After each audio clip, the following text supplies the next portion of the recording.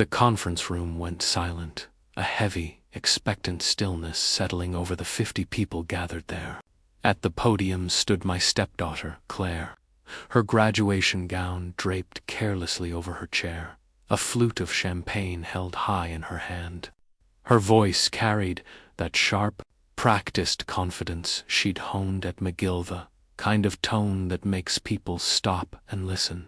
"I want to thank everyone who made this possible," she began, her eyes sweeping the room, "especially my father, who believed in me enough to invest in my future.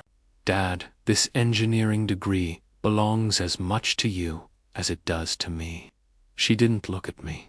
Her gaze was locked on a man in the back corner, Derek Chen, her biological father, who had flown in from Vancouver that morning just for the accolades. He raised his glass, beaming with a pride he hadn't earned. I sat 3 tables away, feeling the ghost of Linda's hand squeezing mine under the tablecloth, warning, an apology, or perhaps a plea for silence. "And, of course," Claire continued, her eyes flickering toward me for a fraction of a second, "the way one might acknowledge a helpful stranger who'd held a door open.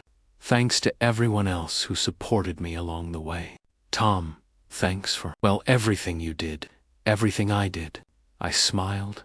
I lifted my glass. I said nothing. But in that moment, something deep inside me finished breaking. It wasn't a violent crash. It was a quiet, final click. Like a lock turning on a door I would never open again. I met Linda 22 years ago in Toronto. I was 40, fresh off selling my father's construction company, looking for a way to give back to the world. We were both cautious survivors of failed forevers. Linda had been raising Claire alone since the girl was 4, ever since Derek had traded family life for a tech career in Vancouver. He was a man of promises, birthday cards, holiday calls, the occasional weekend visit, always delivering just enough hope to keep her hooked, but never enough presence to actually matter. When I entered Claire's life at age 8, I was the quiet constant. I didn't push. I showed up. I was the one who helped with the long division homework, the one who drove her to soccer practice in the rain, the one who spent Sunday mornings flipping pancakes. I never tried to replace Derek. I just tried to be the man she could count on. By the time she was 12, she called me Tom. But I was the one at the parent-teacher meetings and the one handling the small, midnight emergencies of childhood when she decided at 14 to follow in Derek's footsteps and become an engineer. I was her biggest cheerleader. I bought the structural design textbooks. I spent 3 grueling weekends in my workshop, helping her calculate load distributions for a model bridge. She won first place. Derek sent a congratulations text at high school, brought the distance that Linda called normal teenager stuff. But there was an edge to it. Claire started quoting Derek like he was an oracle. "My dad says this, and my dad thinks that," ignoring the fact that the man only called twice a month when the McGill acceptance letter arrived. Linda was terrified of the cost. The scholarship covered tuition, but Montreal's living expenses were a mountain we weren't sure we could climb. Derek called that night, his voice full of bravado. "This is amazing, Claire Bear. I'll help with whatever you need. That's what fathers do." Linda wanted to believe him. "Let's see what he actually contributes," she told me. He promised, this time, in September of her first year. Derek sent a check for $2,000. The memo line read, "Investment in your future." It covered 6 weeks of residence. I covered the rest. 12,000 that year, 14 the next, 16 by her 3rd year. Over 4 years, I kept the receipts in a folder I never intended to use. The total was $58,000. That didn't include the laptop I replaced overnight during her exams, or the Honda Civic I co-signed so she'd have a reliable ride for her co-placements. Derek sent money twice more. $500, one Christmas and $1,000 when she made the dean's list each time. He called to remind her that engineering ran in the family. Claire never asked where the rest of the money came from, and Linda handled the transfers in silence. You don't keep score with family, at least. That's what I told myself. The graduation party was Linda's idea to celebrate Claire's new high-paying job in Toronto. I handled the catering. Linda did the decor.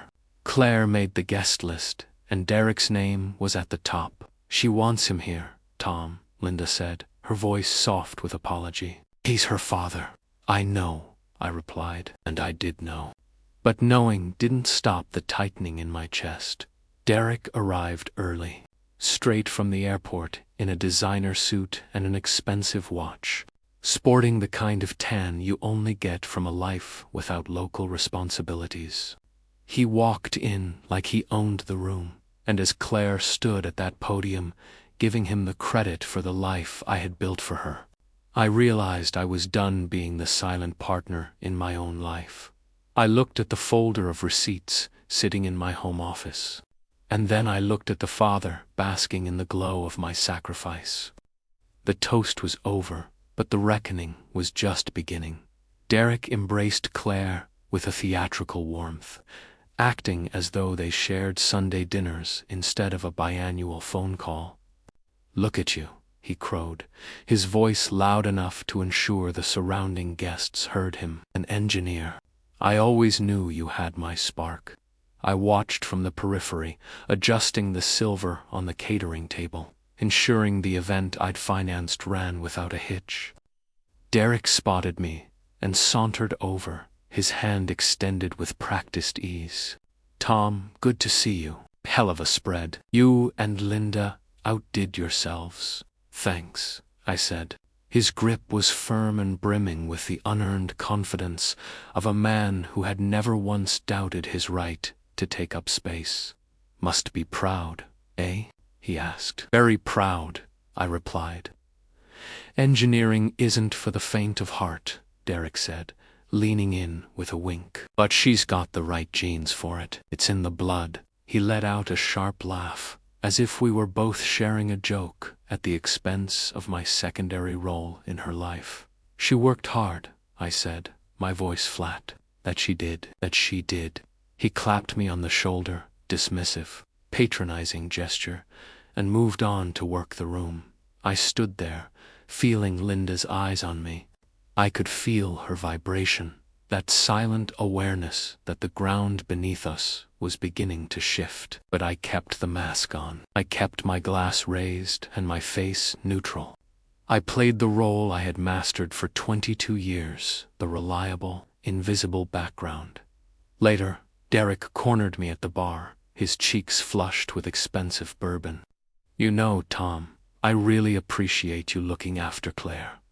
Linda couldn't have managed without a guy like you. She's a smart woman when she'd have managed, I said. But kids need that structure, that stable guy around for the boring, day-to-day stuff. I wasn't there for that.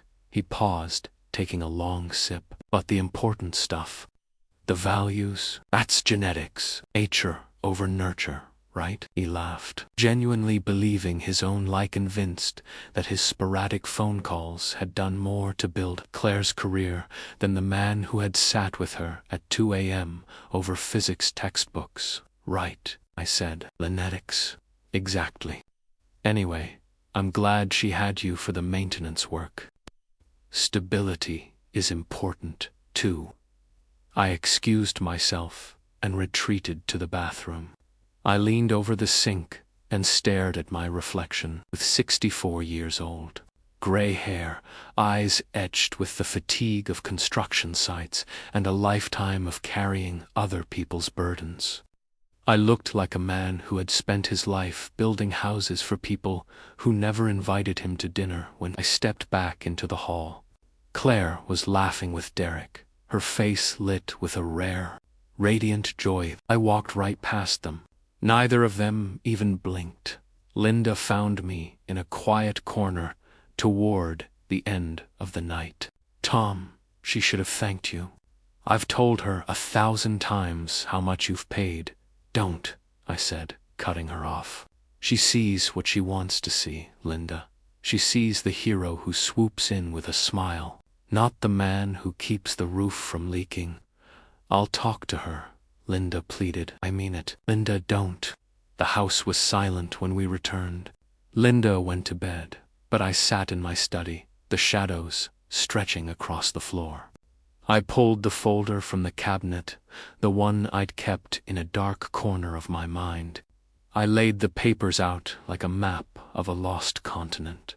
Cancelled checks, tuition receipts, residence fees, the car loan, the laptop, $58,412. Then I looked at the credit card I'd given her for emergencies. The balance was $4,800, stuffed with things that weren't emergencies. I looked at the lease for her final year in Montreal. I was the guarantor.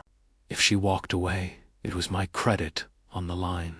I had built the entire foundation of her life, and she had just handed the keys to a stranger. The next morning, I didn't wait for the sun to clear the trees. I called my bank. I called the insurance company. I called the credit card issuer. By noon, the safety net was gone. I removed her as an authorized user. I stripped the car from my insurance policy. I notified the leasing company in Montreal that I was withdrawing as a guarantor. I wasn't being cruel. I was simply stepping out of the way so she could finally meet the reality she claimed to be so prepared for. I transferred $20,000, a fraction of what I had, spent into a private account for Linda and me, our future, not hers. Then I opened my laptop and drafted a short, clinical email. Claire, I've made some adjustments to your financial arrangements. You have been removed from my credit card. It is time you built your own credit history. Your car must be on your own insurance policy by the end of the month. Attached, you will find a ledger of the expenses I have covered for your education over the last 4 years. I hovered over the send button. My finger didn't tremble. I hit it. The quiet final click echoed in the silent room. I thought she deserved the full, unfiltered picture. I'm proud of her accomplishments, but she's an adult now, embarking on a career. It's time for her to stand on her own 2 feet, without a silent benefactor holding her up. I stared at the screen, the bank statements, the scanned receipts, the cold evidence of my devotion. Then I closed the laptop. I didn't send it. Not yet. Linda found me in the study later that afternoon. Her face was tear-stained, her voice trembling. What did you do? What should have been done years ago, I replied. Claire called. She's at the airport. She was trying to pay for her moving van. She was hysterical. She has a degree. She has a high-paying job starting in 3 months. She can use her savings or apply for her own credit line. She's an engineer. She can solve a logistics problem. Tom, she's panicking. The insurance company called her, too. She didn't even know she'd been dropped. She should have known. She's 24, Linda. It's time she realized that things like insurance and credit don't just exist by magic. Linda sat down, her strength deserting her. You can't just punish her like this for a speech. I'm not punishing her. I'm simply stopping. Stopping the lie. Stopping the pretense that what I do, what I am, matters to either of you beyond the utility I provide. She loves you, Linda cried. She thanked Derek. In front of 50 people, she thanked the man who contributed less than $8,000 over 2 decades for her future. She gave him the credit for her degree. She didn't even mention us. Linda, not even you. She's young, Linda pleaded. She doesn't understand the mechanics of it all. She's 24 with a McGill engineering degree. She isn't young. She's an adult who has found it very comfortable to believe a lie rather than acknowledge the man standing right in front of her. I'm not teaching her a lesson, Linda. I'm introducing her to reality. Silence became the third resident of our house for the next few days. Then the calls started. I heard them from the other room, Claire's voice, sharp with disbelief, echoing through Linda's phone. Mom, I don't get it. Tom, the card, the insurance. I called Dad, and he said he'd help, but then he said flight costs are complicated right now. Mom, rent is due. I have to move. Linda came to me, her eyes pleading. Fix this, Tom, please. She's terrified. She made a choice, I said, not looking up from my book, and choices have consequences. That's the first law of engineering, isn't it? She's our daughter. She's your daughter, I corrected her. I'm just the day-to-day stuff, remember?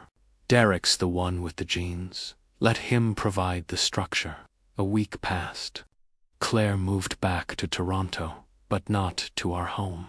She stayed with a friend, navigating the world on a shoestring for the first time in her life. Linda visited her constantly. I stayed away. She's applying for her own cards, Linda told me one evening.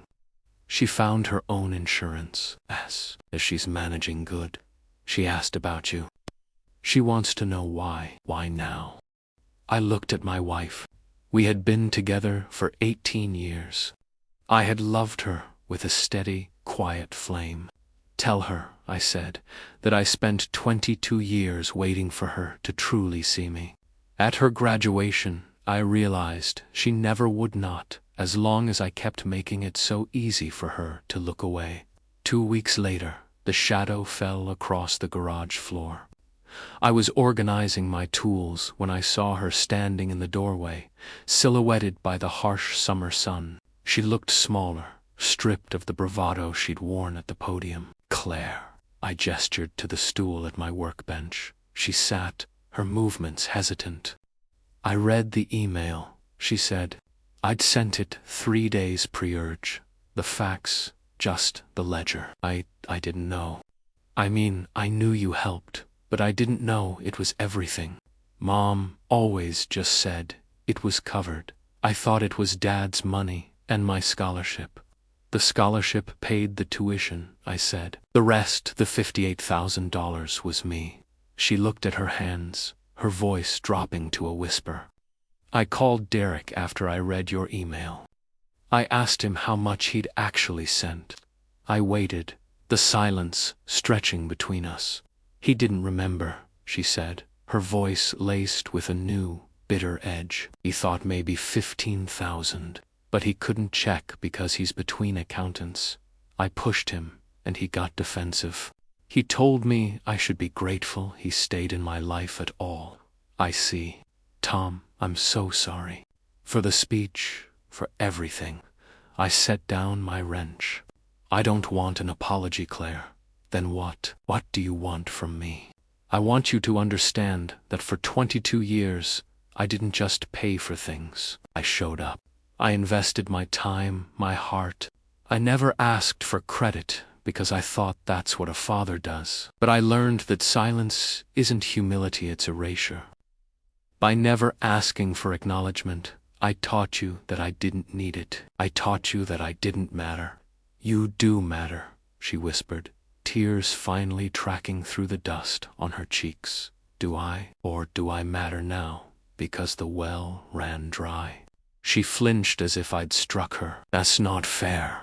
Maybe not, but it's the most honest thing I've said to you in a decade.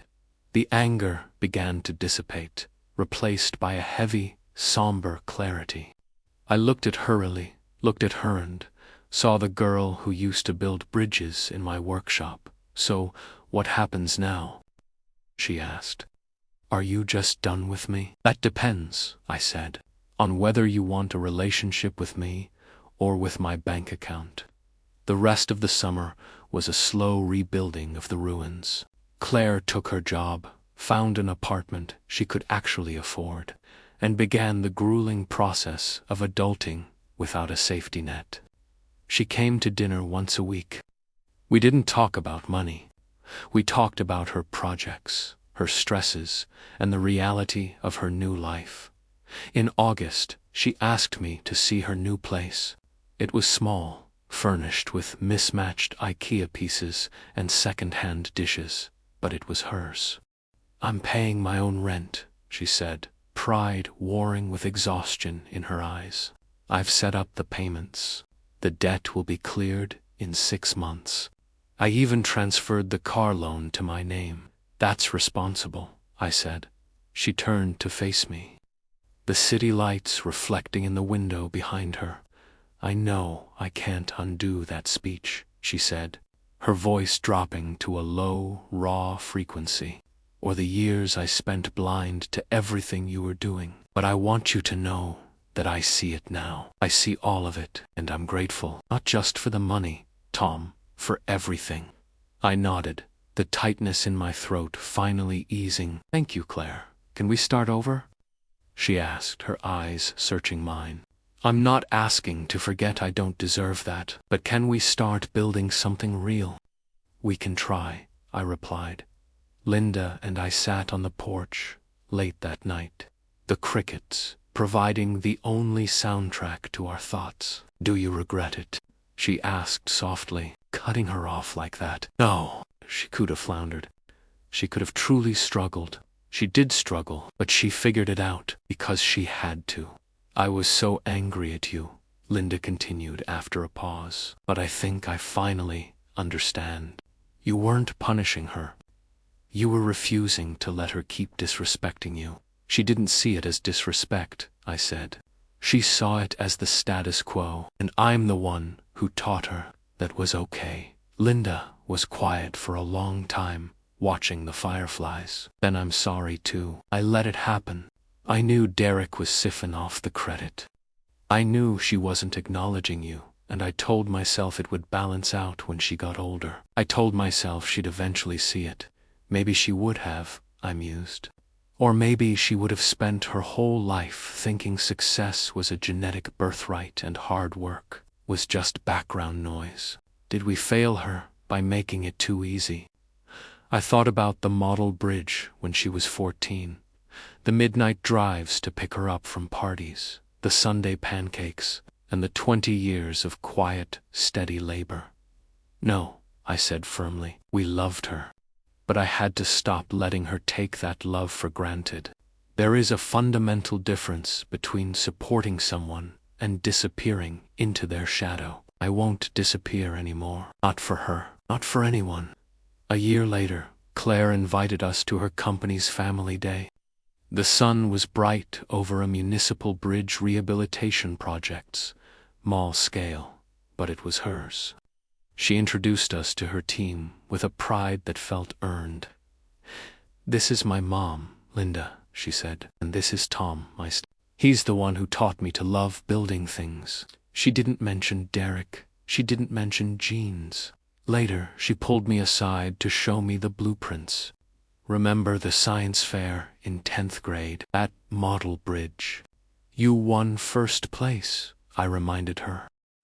"You stayed up 3 nights with me, getting the load calculations right," she said, tracing the lines on the schematic. "You showed me how to think about material stress and distribution. I didn't understand it then, but that was real engineering. Not the theory, the practice, the patience. The idea that building something solid takes time and showing up, even when the work isn't glamorous." "You did the work, Claire," I said. "You won that fair." "We did the work together," she corrected me, "and I didn't thank you then either. You were 14, I was, but I'm not anymore. So, thank you.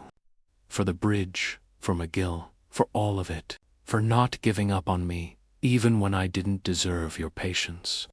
I looked at this young woman, not my blood, but undeniably mine, and felt the weight I'd been carrying for decades finally hit the floor. "You're welcome," I said. That night, Linda asked me if I was satisfied with how it turned out. "I am," I said. "She's standing on her own. She knows what a life costs, and she knows who showed up to pay for it. That's enough. Is it though? It has to be. Because here is what I've learned. You cannot make people see you. You can only decide whether you will accept being invisible. I chose to step into the light. It cost us time, and it cost us comfort, but it gave us the truth. And truth is the only foundation love should ever be built on. Linda kissed my forehead. When did you get so wise? The same day I decided I'd rather be honest than comfortable. Sometimes I still think about that graduation speech, standing in that banquet hall, feeling my personhood being erased, while Claire thanked a ghost. I remember the bitter arithmetic of $58,000 and 22 years. But I also think about what came after, the hard conversations, the boundaries, and the slow, honest rebuilding. Claire and I have dinner twice a month now. She asks for my advice, not because she needs my money, but because she values my perspective. Last week, she introduced her boyfriend to us. She called me Tom, my stepdad, who taught me everything about building things properly. Later, in the kitchen, she said, I tell people about you now, about the 10th grade bridge and the years you showed up without asking for a trophy. You don't owe me that, Tom, but I want them to know who you are, not the version of you I used to pretend existed. That's the thing about respect. You can't demand it, and you certainly can't buy it, but you can require it. You can say, this is the line. This is what I will no longer accept. And if you're lucky, the people you love will choose to step toward you instead of away. Not because they have to, but because they've learned that love without respect is just a comfortable lie. And nobody builds a life on lies, not one that lasts.